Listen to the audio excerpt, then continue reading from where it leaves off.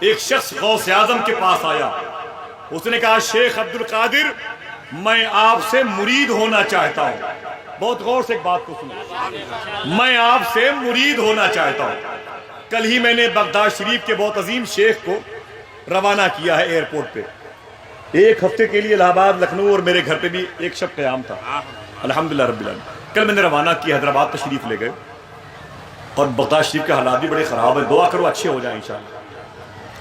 تو ان کی موجودگی میں ایک بات میں نے کی تو بڑے خوش ہوئے. وہ سنے وہ بات یہ، شاید کبھی آپ نے اسے نہ سنا ہو. کیوں؟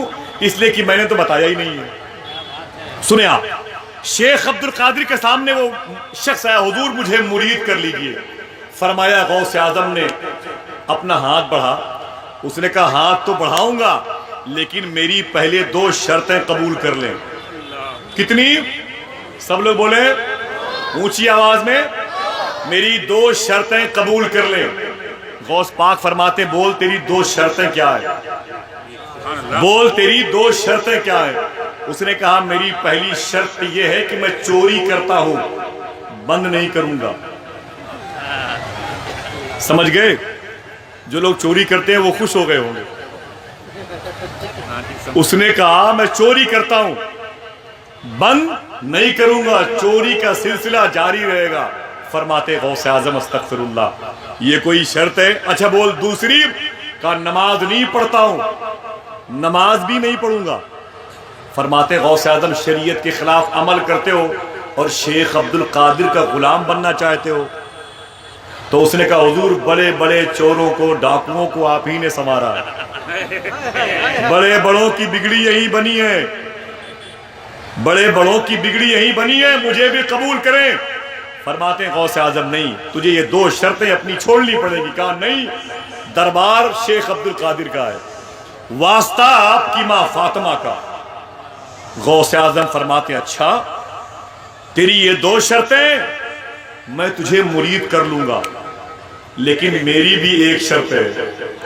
اس نے کہا آپ میری 2 مان لیں، میں آپ کی 1000 شرطیں مان لوں گا.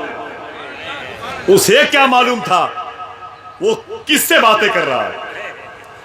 کہا آپ میری یہ 2 شرطیں مان لیں، میں آپ کی 1000 شرطیں مان لوں گا. فرماتے غوث اعظم نہیں 1000 نہیں، میری صرف ایک شرط ہے. کہا حضور جلدی بولے، میں قبول کرنے کے لیے الفاظ کو آپ کے قدم کے نیچے رکھنا چاہتا ہوں. غوث اعظم فرماتے میری ایک ہی شرط ہے، وہ یہ ہے، جتنے پڑھے لکھے لوگ ہیں وہ مسکرائیں گے اس ایک شرط کی گہرائی کو سن کر کے. فرماتے غوث اعظم میری ایک شرط وہ یہ ہے کہ جب اذان کا وقت ہو جائے تو اذان دے دیا کرنا. جب اذان کا وقت ہو جائے تو اذان دے دیا کرنا. اس نے کہا حضور شرط قبول ہے. ہاتھ بڑھایا، غوث اعظم نے مرید کر لیا، گھر واپس چلا گیا. 3 دن تک 5 وقت اذان کا وقت ہوتا تو گھر میں چپکے سے اذان دیتا. 4تھے دن بیوی نے کہا دماغ خراب ہے، اذان پہ اذان دیے جا رہے ہو، لے دے کے اذان، لے دے کے اذان، نماز کب پڑھو گے؟ بڑا شوق ہے اذان دینے کا تو محلے کی مسجد میں چلے جاؤ. تب سمجھ میں آیا کہ تم نماز بھی پڑھنا چاہتے ہو، لے دے کے اذان کے پیچھے پڑے ہوئے ہو. اس نے کہا کیا بتاؤں، شیخ عبد القادر سے کمپرومائز ہوا ہے. کہا یہ بتاؤ، یہ تو بات کی بات ہے، یہ چوری کب کرو گے؟ کھانے ختم ہو گئے گھر کے، گھر میں کھانے ویر نہیں ہے، کچھ نہیں ہے، کھانے لاؤ کہیں سے چوریاں کرو. اس نے کہا وہی تو تاڑ رہا ہوں کہ کون سا وقت نکالوں چوری کرنے کے لیے جب اذان نہ دینی پڑے، ورنہ معلوم ہے کہ مین وقت پہ اذانوں کا وقت دقت ہو جائے. تب اس نے بڑی محنت کر کے دماغ کو لگایا، رات کے 11 بجے کا ایک وقت نکالا. 11 بجے جاؤں گا، 3 بجے سے پہلے چوری کر کے واپس آ جاؤں گا. اپنے گھر سے نکلا، بغداد شریف میں ایک امیر آدمی کے دیوار کو پھلانگ کر کے گھر کے اندر چلا گیا. بڑا گھر تھا، بڑا کشادہ تھا، بڑی پراپرٹی، درہم و دینار، سونے چاندی کے سکے تھے. اس کمرے تک پہنچا، اس نے دروازے کو کھولا، چراغ جلایا تو اس کی آنکھیں پھٹ گئیں، اتنے زر و جواہر تھے. پاگل ہو گیا. اس نے جلدی جلدی بوریے میں سب پیسوں کو رکھنا شروع کر دیا، سکوں کو. اتنی دیر ہو گئی لیکن مصروف تھا. بوریے کا گٹھر اٹھایا، اس نے کاندھے پہ رکھا. جیسے اس کمرے سے نکل کے دالان میں آیا، اسے یاد آیا یار اذان کا وقت ہونے والا، اسے یاد آیا کہ اذان کا وقت شروع ہو گیا ہے اور میں نے عبد القادر سے وعدہ کیا۔ وہی اس نے بوریاں رکھی ہیں، اسی کے دربار میں اذان دینی شروع کر دی۔ اذان کی آواز سن کے پورا گھر جاگ گیا۔ جب اذان مکمل ہوئی تو کیا دیکھا کہ سنتری منتری پورا گھر جاگ گیا۔ اب یہ پریشان ہو گیا۔ اس کی پریشانی عجیب و غریب تھی۔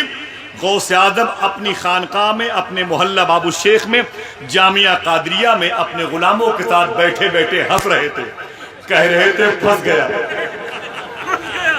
اس کی دو مان کے میں نہ پھنسا، میری ایک مان کے پھنس گیا، میری ایک مان کے پھنس گیا، میری ایک مان کے پھنس گیا۔ لوگوں نے کہا حضور کون پھنس گیا؟ بولی وہی چور پھنس گیا۔ ایک دو شرط مجھ سے منوا کے میں نہ پھنسا، ایک میری مان کے پھنس گیا۔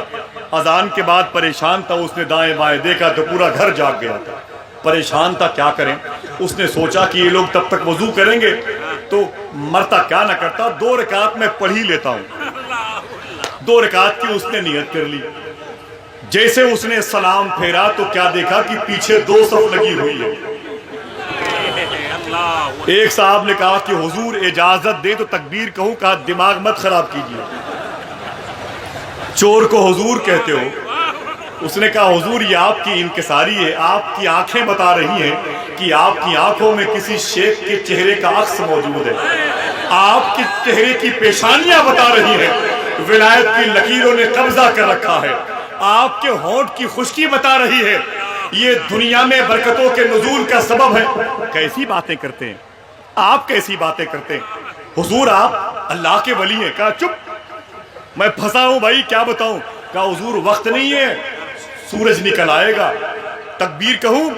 اس نے کہا ہاں کہو بھائی۔ جھلا کے کہا تکبیر کہو۔ جب تکبیر کہی گئی تو وہ چور جو بن کے گئے تھے انہوں نے نماز پڑھائی۔ نماز کے بعد سلام پھیرا تو پورے مقتدی ان کا ہاتھ پاؤں چومنے لگے۔ کہانی ختم۔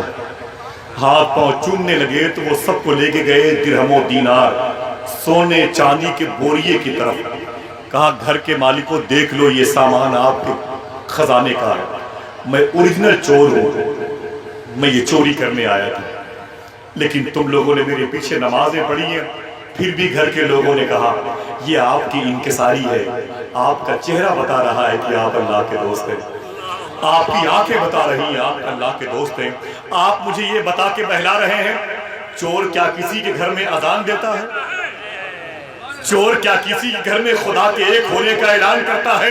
لوگ یہ کہہ کے خوش ہوتے آپ کے قدم میرے گھر آ گئے، قدم کا غسالہ پورے گھر کی دیواروں پہ چھڑکنا چاہتا ہوں، آپ میرے گھر کے لیے دعا کر دیں۔